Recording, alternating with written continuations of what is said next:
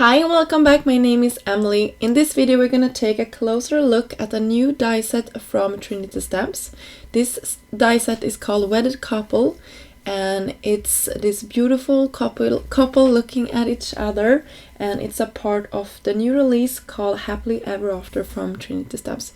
So you can see I cut it out of a paper that I created myself using some watercolors, and here I just put it on top of another new die set that is called Wedded from Trinity Stamps as well. You can see it here, and I just wanted to share this little die cut piece here so you can see how it looks when it just solid cut it out. I think you can play around with this a lot and get fun results.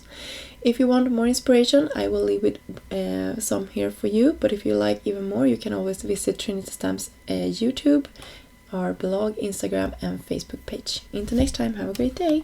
Bye!